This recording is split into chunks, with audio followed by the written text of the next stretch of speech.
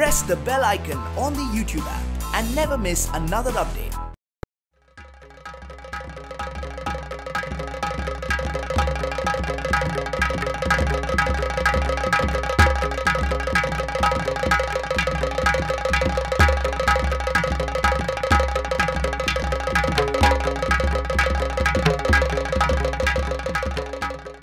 यानंतर शेवटचा उपजिल्हाधिकारी झालेला संजय कुमार ढवळेला मी बोलवते. ढवळे, मुक्काम पोस्ट शारा, तालुका लोणार या ठिकाणचा तो आहे. तहसीलदार म्हणूनही त्याची यापूर्वी निवड झाली होती, पण तो जॉईन झाला नव्हता. त्यांनी YCMOUमधनं BA केलं आहे. नंतर MA public service commission public service हा सुद्धा आपल्या इथला पोस्ट ग्रॅज्युएशन कोर्स त्यांनी केलेला आहे. आणि चाणक्य मंडल परिवारमधला 2010 सालचा MPSC कॉम्प्रिहेन्सिव्ह कोर्स केला आहे. यंदा त्याची आता उपजिल्हाधिकारी म्हणून निवड झाली आहे. संजय.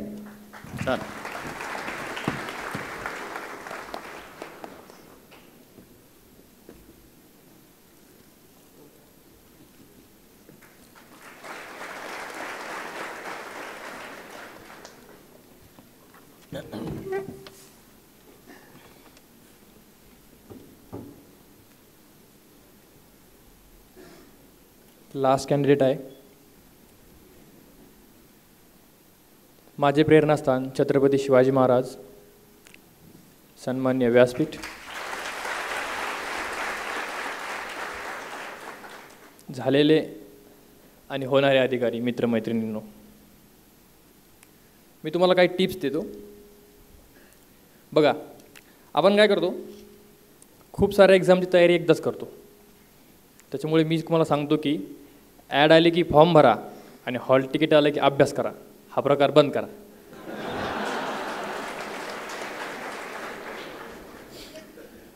कारण मी पण या संघटनेचा सदस्य होतो.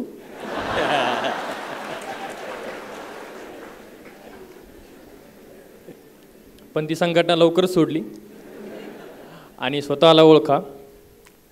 इच्छा आणि क्षमता, दोन गोष्टी. क्षमतेला जास्त महत्त्व दिलं मी. इच्छा आणि क्षमता ओळखून क्षेत्र निवडा, म्हणजे एक्झाम निवडा. व्हॉटेवर सर क्षेत्र सांगतात, आता मी ठरवलं आहे स्पर्धा परीक्षा अधिकारी त्यातही. आणि त्यामध्ये उत्तमता आणि प्रतिभा, जे सरांचे शब्द आहेत, एक्सलन्स द्यायचं, ते मी ठरवलं. उगीच कोणीतरी असं हवा भरत राहते बघा आपल्यात. UPSC कर, फर्स्ट अटेम्प्ट महाराष्ट्र केडर, लाल दिवा.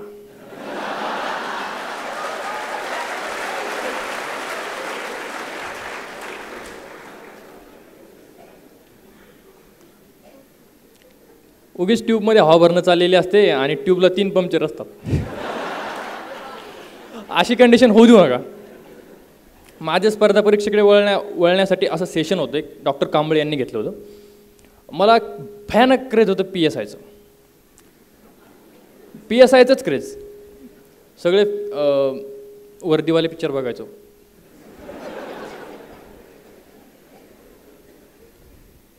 पण मी ग्रॅज्युएशन कंप्लीट नसताना सुद्धा PSIची प्रिलिम्स दिली, पास झालो. इतका आनंद झाला. तिथून सायबर कॅफेपासून रूमपर्यंत नाचत आलो. म्हटलं आता PSI व्हायचंच. पण त्यानंतर जेच ग्रॅज्युएशन झालं, आता ॲड येईल, मग ॲड येईल, आता ॲड येईल, ॲडच नाही ना. मग मध्यंतरी STIची ॲड आली, 82 जागा होत्या. त्यामध्ये मग झालो इन्स्पेक्टर झालो सेल्स टॅक्समध्ये. त्यानंतर नायब तहसीलदार झालो. त्यानंतर तहसीलदार झालो आणि आता डेप्टी कलेक्टर झालो.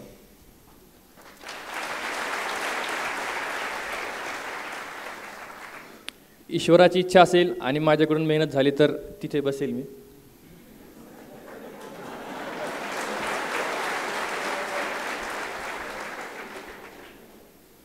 मला सांगायचं की वर्दीचं खूप क्रेज होतं. म्हणजे पोलीसचं मला 2 किस्से सांगतो. शेवटचं भाषण आहे तर, आणि बोर होणार नाही तुम्हाला. मला माझी गाडी पोलिसांनी पकडली होती एकदा. हेल्मेट नव्हतं ना त्याच्यामुळे. तर त्याला म्हटलं मी मागच्या वर्षी, म्हटलं मी तहसीलदार आहे. कुठेतरी वाचलं होतं की कायदा सुव्यवस्था उपजिल्हाधिकारी, जिल्हाधिकारी, तहसीलदार यांचं काम असतं, पोलीस त्याला मदत करतात, असं वाचलं होतं. म्हणलं बघू. त्याला म्हटलं मी सर तहसीलदार आहे. तो म्हणे मी हवालदार आहे. तू तहसीलदार असला मग काय झालं, भर फॉर्म दे 300 रुपये. म्हणलं बाबा सर घ्या, जाऊ द्या, सोडा. त्यानंतर डेप्टी कलेक्टर झालो. कार्यक्रम होता गावाकडं, तिथे एक PSI आले होते. कार्यक्रम झाला, बाहेर गेलो. PSIच्या भोवती 100 व्यक्ती फिरतात. सर सर सर अवतीभोवती. माझ्या भोवती 4-5च. मग ते सगळे सरांसोबत सेल्फी घेत होते, PSI सरांसोबत. मग मी पण गेलो, मलाही राहिलं नाही. म्हणलं इन्स्पेक्टर साहेब सेल्फी प्लीज. म्हणजे मला एक तिथे नक्की कळालं, जिथं ज्याच्या अंगावर वर्दी त्याच्याच भोवती गर्दी.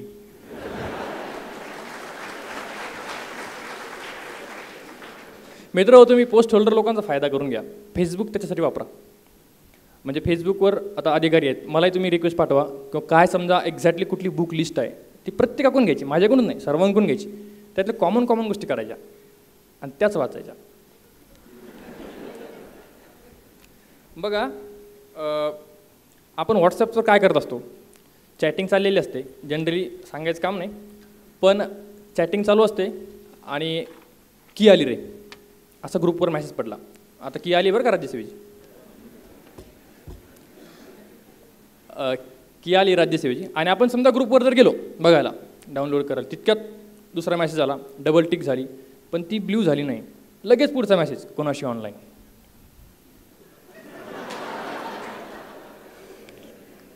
स्क्रीनशॉट पाठव. हे प्रकार थोडे कमी करा, कारण ते आहेच नंतर गोष्टी. मी सांगतो की सांगतात ॲक्च्युली जुना ट्रेंड आहे तो, पूर्वपरीक्षा, मुख्य परीक्षा, मुलाखत, एकत्रित समग्र अभ्यास असं करायचा. गेले ते दिवस. आता प्रीच काढणं लय अवघड झाले. MPSC बद्दल बोलतोय हां. CSAT इतकं अवघड, म्हणजे CSATमुळे अवघड झाले ते. त्यामुळे प्रिलिम्स फोकस करा. माझा एक मित्र असायचा, तो मला नेहमी म्हणायचा, मी 3 इंटरव्ह्यू दिले, 3 वेळेस पोस्ट मिळवली. का रे इंटरव्ह्यू काय विचारलं, एखादा खोचक प्रश्न सांग, असं सांग तसं सांग. आणि 5 वर्ष झाले त्याची प्री उडती आहे. कट ऑफ 150, त्याला 64. हा असे प्रकार होऊ देऊ नका. प्रिलिम फोकस करा. प्रिलिम क्रॅक झाली की तुम्ही आपोआप पुढे चालत राहता. मी एक सांगतो, एम तर मोठा असायला पाहिजे, पण काहीतरी पाय ठेवायला जागा हवी ना. शिड्याचा अपयशाचा जिना चढल्यापेक्षा यशाच्या पायऱ्या चढा, फ्रस्ट्रेशन येणार नाही. मी नरेंद्र मोदी साहेब जेव्हा 2014ची गोष्ट असेल, तेव्हा ते फक्त गुजरातपुरते माहिती होते. त्यावेळेस मी नायब तहसीलदार झालो होतो. ते भारताचा प्राईम मिनिस्टर होण्याची इतकी तीव्र इच्छा आणि क्षमता असलेला मला एकमेव कॅन्डिडेट वाटला. त्यावेळेस भारतभर फिरायचे. म्हटलं यार, हा माणूस गुजरातचा राजा आहे आज आणि त्याला उद्या भारतात सम्राट व्हायचं आहे. शब्द तेच आहेत, लोकशाही असल्यामुळे फक्त CM आणि PM म्हणतो आपण त्याला. मग हा माणसामध्ये एवढा चांगल्या स्टेपला असून त्याला इतकं वर जाण्याची एवढी इच्छा आहे, तर आपण का नाही तहसीलदार राहायचं, आपणही DC होऊ. म्हणतात ना लो एम इज क्राईम, तर मग असं बिलकुल लो ठेवायचं नाही, पण आधी काहीतरी मिळवा. आधी सांगितल्याप्रमाणे एकतर मला इथे बोलायची संधी दिली आणि तुम्ही शांतपणे शेवटचं भाषण सुद्धा ऐकून घेतलं, त्याबद्दल धन्यवाद. Thank you very much.